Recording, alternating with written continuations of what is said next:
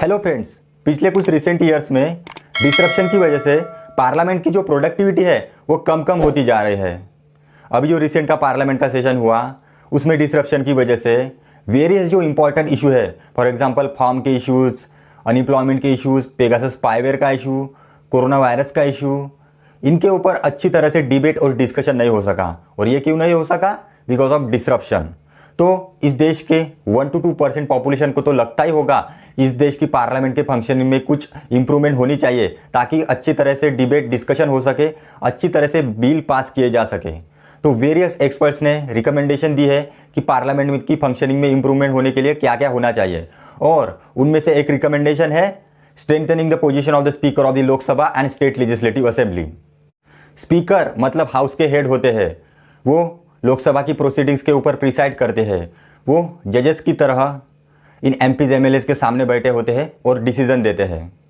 But ये जो speaker की पोजीशन है ना, वो रूलिंग पार्टी ही ऑक्यूपाई कर लेती है, मतलब रूलिंग पार्टी का ही स्पीकर होता है। और अभी बीजेपी का रूल है तो लोकसभा में बीजेपी के ही स्पीकर है।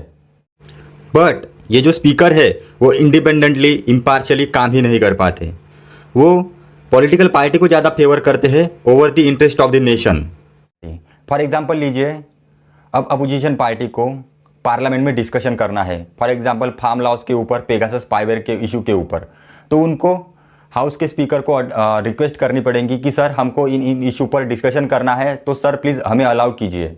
बट स्पीकर रूलिंग पार्टी की होने की वजह से जो कंट्रोवर्शियल इश्यूज़ है, जो रूलिंग पार्टी की इमेज को डाउनग्रेड करते हैं, वो इश्यूज़ डिस्कशन करने के लिए परमिशन ही नहीं देते। तो फिर इसकी वजह से क्या होता है, अपोजिशन पार्टी के पास दूसरा ऑप्शन ही नहीं बचता, और इसकी वजह से वो हाउस डिस्टर्ब करते हैं, हाउस को अच्छी तरह से फंक्शन ही नहीं होने देते, क्योंकि उनकी वॉइस को स्पीकर द्वारा सुना ही नहीं जाता। और ऐसे बहुत सारे इश्यूज़ है, फॉर एग्जांपल मनी बिल का इशू। मनी बिल के ऊपर स्पीकर की फाइनल अथॉरिटी होती है, और इस मनी बिल की सहायता से गवर्नमेंट वेरियस बिल्स जो मनी बिल के अंडर भी नहीं आते वो भी बिल पास कर लेती है। एंटी डिफेक्शन लॉ है, ये एंटी डिफेक्शन लॉ स्पीकर की वजह से अच्छी तरह से इंप्लीमेंट नहीं कर पा रहा है, स्पीकर रूलिंग पार्टी को ही फेवर करते हैं।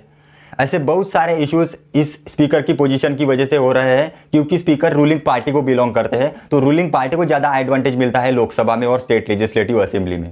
तो सोल्यूशन क्या रह सकता है? तो impartial position of the speaker, मतलब स्पीकर इंडिपेंडेंट होना चाहिए, स्पीकर इंडिपेंडेंटली काम करना चाहिए। एंड इस इम्पार्शियलिटी को कैसे इंश्योर किया जा सकता है? तो इंग्लैंड के जो स्पीकर है, उस स्पीकर की जो प्रैक्टिस है वो फॉलो करके इस स्पीकर की पोजीशन को इंडिपेंडेंट बनाया जा सकता है। क्या होता है, इंग्लैंड में जो स्पीकर है वो इलेक्ट होने के बाद वो पॉलिटिकल पार्टी में से रिजाइन कर देता है, मतलब वो किसी पॉलिटिकल पार्टी को बिलोंग नहीं करता इलेक्ट होने के बाद, और इसकी वजह से वो इंडिपेंडेंटली इम्पार्शियली काम कर सकते हैं। वो अपोजिशन पार्टीज़ के इशू को एडमिट कर सकते हैं और उनको अलाउ कर सकते हैं कि उनके ऊपर अच्छे से डिस्कशन किया जा सके। स्पीकर गवर्नमेंट को अच्छी तरह से अकाउंटेबल ठहरा सकते हैं। स्पीकर पार्टी को फेवर नहीं कर सकते, नेशनल इंटरेस्ट को ज़्यादा फेवर दे सकते हैं speaker over the political party. तो फ्रेंड्स, ये था अबाउट पार्लियामेंट की फंक्शनिंग में कैसे इंप्रूवमेंट किया जा सकता है स्पीकर की पोजीशन को इंडिपेंडेंट बनाकर, इसके बारे में। तो देखते रहिए मेरा channel the initiative to reduce information asymmetry. धन्यवाद, थैंक यू सो मच।